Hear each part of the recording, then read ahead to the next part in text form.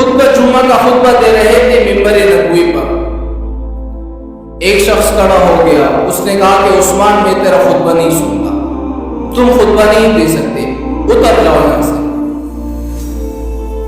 وہاں سے دوسرا کھڑا ہوا کہ عثمان اتر جاؤ، ہم تمہارا خطبہ نہیں سنتے۔ وہاں سے کھڑا ہوا، عثمان اتر جاؤ، ہم تمہارا خطبہ نہیں سنیں گے۔ کیونکہ بہت سارے لوگ یہودی تھے نا، 900 آدمیوں کا یہ قافلہ تھا، 900 آدمی، کوئی چھوٹی تعداد نہیں ہے۔ سب نے کہا کہ عثمان ہم تمہارا خطبہ نہیں سنتے۔ حضرت عثمان کو انہوں نے پکڑا، مارا، پیٹا، اور اتنا مارا آپ اندازہ کریں کہ مار کاتے کاتے حضرت عثمان منبر نبوی سے گر کر زخمی ہو گئے، بے ہوش ہو گئے۔ اور ایک بدبخت نے آ کر حضرت عثمان کے ہاتھ میں جو عصا تھی، جو لکڑی، اس کو لے کر یوں پاؤں سے توڑ دی۔ حالانکہ یاد رکھیں یہ وہ عصا تھی، یہ وہ لکڑی تھی جو حضور نے دی تھی۔ حضرت ابوبکر نے بھی اسی لکڑی کو استعمال کیا تھا خطبے کے دوران، حضرت عمر نے بھی اسے استعمال کیا تھا خطبے کے دوران، لیکن اس بدبخت نے آ کر وہ لکڑی توڑ دی۔ حضرت عثمان تو بے ہوش ہو چکے تھے، آپ کے کچھ چھانے والے تھے، انہوں نے آپ کو اٹھایا اور جا کر لے کر چلے گئے آپ کو۔ رات ہوئی، کچھ صحابہ آئے آپ کی عیادت کے لیے اور کہا کہ عثمان یہ تم کیا کر رہے ہو؟ ہر جگہ تمہاری خلافت موجود ہے، ہر جگہ تمہارے گورنر موجود ہے، حکم کرو تاکہ یہ جو 800 بلوائی ہے اس کو ختم کر دے۔ حضرت عثمان نے فرمایا کہ دیکھو یہ مجھے شہید کرنا چاہتے ہیں نا، مجھے قتل کرنا چاہتے ہیں، میں اپنے قتل کے لیے حضور کے شہر میں شر پسند نہیں کرتا۔ حضرت علی نے پھر دوسرا مشورہ یہ دیا کہ آپ ایسا کریں کہ شام چلے جائے، جہاں پر حضرت معاویہ کی حکومت ہے، وہاں پر کوئی دشمن آپ کو ہاتھ بھی نہیں لگائے گا۔ حضرت عثمان نے فرمایا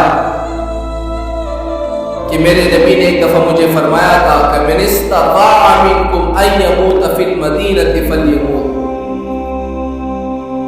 کہ اگر اللہ تعالیٰ نے تمہیں اتنی طاقت دی ہے نا کہ مدینے میں تمہیں موت آ سکتی ہے، تم مدینے میں مرنا تاکہ قیامت کے دن میں تمہاری سفارش کر سکوں، اور تم مجھے مدینہ چھڑانا چاہتے ہو، میں مدینہ چھوڑ کر نہیں جاؤں گا۔ حضرت علی نے فرمایا کہ آپ ایسا کام کریں، مکے چلے جائیں۔ حضرت عثمان نے فرمایا کہ مکے سے تو میں ابھی مدینے آیا ہوں، میں مکے نہیں جاؤں گا۔ یعنی حضرت عثمان نے کوئی بھی بات نہیں مانی، اور ان ظالموں نے حضرت عثمان رضی اللہ تعالیٰ عنہ کے گھر کے باہر پیرا اتنا سخت کر دیا کہ اب باہر سے کوئی چیز اندر نہیں آ سکتی، نہ اندر سے کوئی چیز باہر جا سکتی ہے، چاروں طرف دشمن موجود ہے۔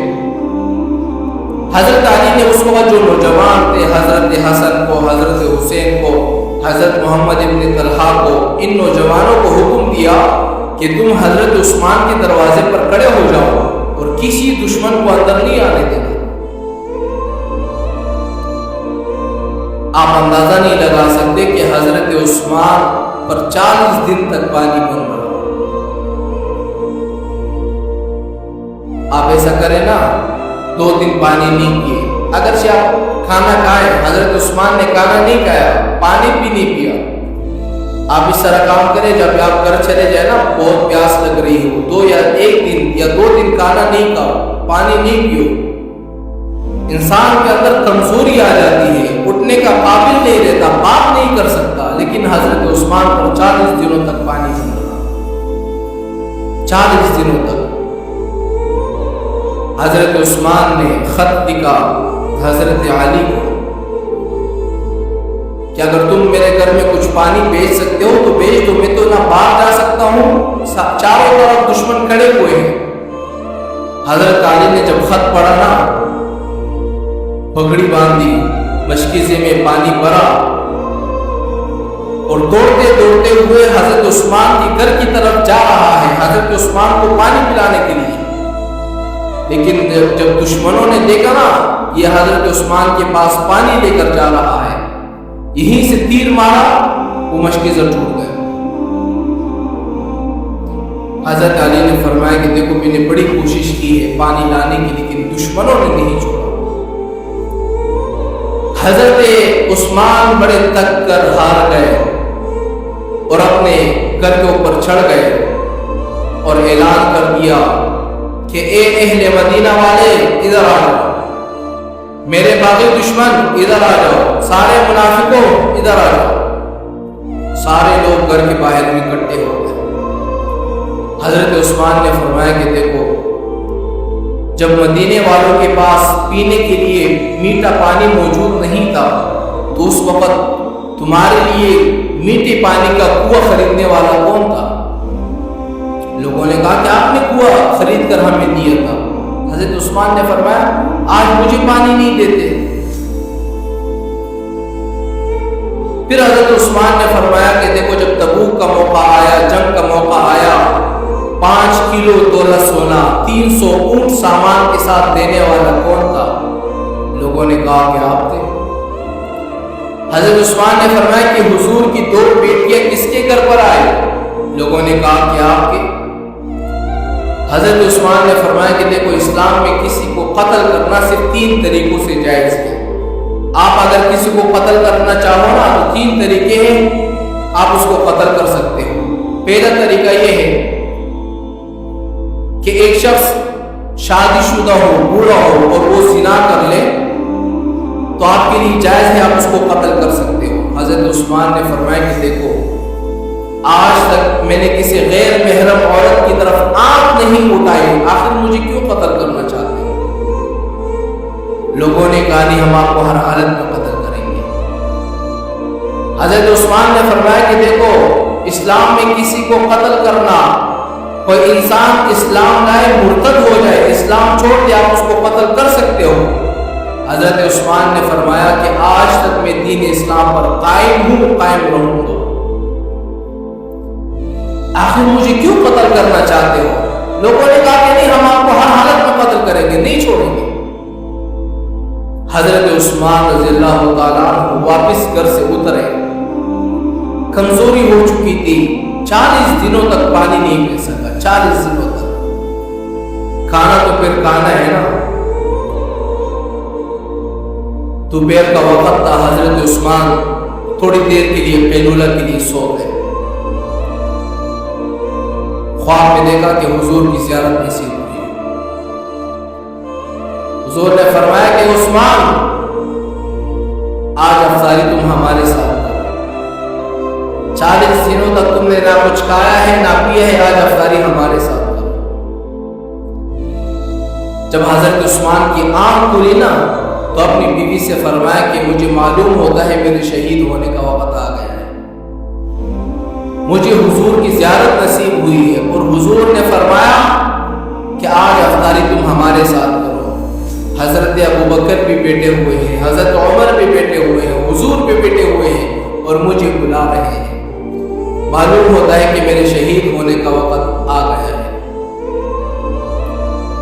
अपनी बीवी से फरमाया कि तुम ऐसा करो कि मुझे एक पजामा दे दो ताकि मैं पहन लूं, ताकि जब ये दुश्मन मुझे शहीद करे ना, तो कहीं पर मेरा सतर ना खुल जाए।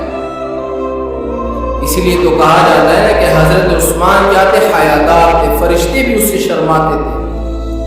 मौत के वक्त भी हजरत उस्मान को अपनी सतर की फिक्र है कि कहीं पर मेरा सतर ना खुल जाए। पजामा पहन लिया, कुरान पाक को बोला बिस्मिल्लाहिर्रहमानिर्रहीम। कुरान पढ़ रहे हैं, पढ़ रहे हैं, पढ़ रहे हैं। दुश्मनों ने क्या किया, सारे लोग आगे दरवाजे पर पहरा दे रहे थे, पीछे से दुश्मन दीवार को कूद कर आ गए। अब हजरत उस्मान कुरान पढ़ रहे हैं, पढ़ रहे हैं, पीछे से दुश्मन आया, इतना बड़ा लोहा उसके साथ यूं सर पे मारा, पीछे सर पे। और हजरत उस्मान कि यहां से खून का फवारा निकला, खून का फवारा निकले, देखे ना आपने फवारा किस तरह पानी प्रेशर के साथ निकलता है, इस तरह हजरत उस्मान के यहां से खून निकला। اس کی بیوی نے حضرت عثمان کی بیوی نے بڑی بچانے کی کوشش کی حضرت عثمان کو، لیکن دشمنوں نے کیا کیا، حضرت بی بی نیلہ جو حضرت عثمان کی بیوی تھی اس کی انگلیاں کاٹ دی، اور دشمنوں نے حضرت عثمان کو اتنا مارا کہ بندے کو رونا آ جاتا ہے۔ جب حضرت عثمان شہید ہو گئے، بدبختوں نے قتل کر دیا، شہید کر دیا، اس کے بعد دشمنوں نے کیا کیا، حضرت عثمان کی داڑھی پکڑی زور سے، اور ایک دشمن نے حضرت عثمان کے منہ پہ تماچا مارا۔ تو اس وقت بی بی نیلہ جو کہ حضرت عثمان کی بیوی تھی، اس نے اس کو بددعا دے دی کہ اللہ تعالیٰ تجھے لولا لنگڑا اندھا کر دے، اللہ تعالیٰ تیری کبھی بھی مغفرت نہ کرے۔ حضرت عثمان قرآن پڑھتے پڑھتے پڑھتے شہید ہو گئے۔ وہ کسی شاعر نے کیا خوب کہا ہے نا کہ کسی کی شہادت کی گواہی بدر کا میدان دے گا، کسی کی شہادت کی گواہی خندق کا میدان دے گا، کسی کی شہادت کی گواہی خیبر کا میدان دے گا، کسی کی شہادت کی گواہی تبوک کا میدان دے گا، مگر جب حضرت عثمان کی باری آئے گی تو قرآن خود حضرت عثمان کی شہادت کی گواہی دے گا۔ قرآن کے سامنے حضرت عثمان کو شہید کر دیا، اور پھر ایسے بدبخت ہے نا، ایسے بدبخت کہ 2 دنوں تک حضرت عثمان پڑے رہے، دشمنوں نے نہ اٹھایا نہ اٹھانے دیا، صحابہ نے زور لگایا تاکہ حضرت عثمان کو ہم اٹھائے اور دفن کر دیں، لیکن دشمنوں نے دفن تک نہیں ہونے دیا۔ کسی طرح حضرت علی نے زور لگایا، حضرت عثمان کو نکالا، اس کو تدفین کی۔ صرف 18 لوگوں نے حضرت عثمان کی جنازہ پڑھی ہے، 18۔ آج ہمارا کوئی جرنیل، کوئی D S P, S H O, کوئی بڑا لیول کا ادارے کا شخص مر جائے نا، کتنے لاکھوں کا مجمع ہوتا ہے، ہزاروں کا مجمع، لیکن یہاں پر حضرت عثمان جو امیر المؤمنین تھے، یہ پاکستان کا نقشہ تو بہت چھوٹا ہے نا، اس طرح 10-15 نقشے اور کر دو، اتنے ملکوں کا جو مالک تھا، امیر المؤمنین تھا، وہ حضرت عثمان۔ جنازہ کتنے لوگوں نے پڑھی ہے؟ 18 لوگوں نے۔ کئی دنوں تک حضرت عثمان کے قبر پر صحابہ پہرا دیتے رہے کہ اس طرح نہ ہو جائے کہ دشمن آ جائے اور حضرت عثمان کی لاش کو اٹھا لے اور پھر اس کی بےعدبی کر لے۔ کئی سال گزر گئے، حضرت محمد ابن سیرین فرماتے ہیں کہ ایک دفعہ میں طواف کر رہا تھا، جب میں طواف کر رہا تھا میں نے ایک شخص کو دیکھا جو یہ دعا کر رہا ہے کہ اللہ میرے گناہوں کو تو معاف فرما، لیکن مجھے لگتا ہے کہ تو میرے گناہوں کو معاف نہیں کرے گا۔ حضرت محمد ابن سیرین فرماتے ہیں کہ جب میں نے اس شخص کی دعا سن لی، میں بڑا حیران ہو گیا۔ میں نے دل میں سوچا یار اللہ تعالیٰ سے تو اس طرح دعا نہیں کرنی چاہیے کہ مجھے گمان ہے کہ تو میری دعا کو قبول نہیں کرے گا، امید لگانی چاہیے کہ اللہ تعالیٰ میری دعا کو قبول کرے گا۔ جب میں نے طواف ختم کر لیا، میں نے اس شخص کو بلایا، ادھر آ جاؤ، اور میں نے اس سے پوچھا کہ کس طرح دعا کر رہا تھا؟ تو کہہ رہا تھا کہ مجھے گمان ہے کہ تو میری دعا کو قبول نہیں کرے گا۔ اس شخص نے کہا کہ دیکھو میں وہ شخص ہوں جس نے حضرت عثمان کے منہ پر تماچا مارا تھا، آج میں لولا ہو چکا ہوں، لنگڑا ہو چکا ہوں، اندھا ہو چکا ہوں۔ جب میں نے حضرت عثمان کے منہ پر تماچا مارا تھا نا، اس وقت اس کی بیوی نے مجھے 3 بددعا دی۔ کیا بددعا دی؟ اللہ تعالیٰ تجھے لولا، لنگڑا، اندھا کر دے، اور اللہ تعالیٰ تیری کبھی مغفرت نہ کرے۔ مجھے لگتا ہے کہ دیکھو میں لولا بھی ہو چکا ہوں، لنگڑا بھی ہو چکا ہوں، اندھا بھی ہو چکا ہوں، اور مجھے یقین ہے کہ اللہ تعالیٰ میری مغفرت بھی نہیں کریں گے۔ پھر جب حضرت عثمان شہید ہو گئے، پھر اس کے بعد حضرت علی جو ہے انہوں نے خلافت سنبھالا، لیکن جب حضرت عثمان پر تلوار چل چکی تھی نا، پھر اسلام کے اندر فتنوں کی ایک ابتدا ہو چکی تھی، فتنوں کا انبار شروع ہو چکا تھا۔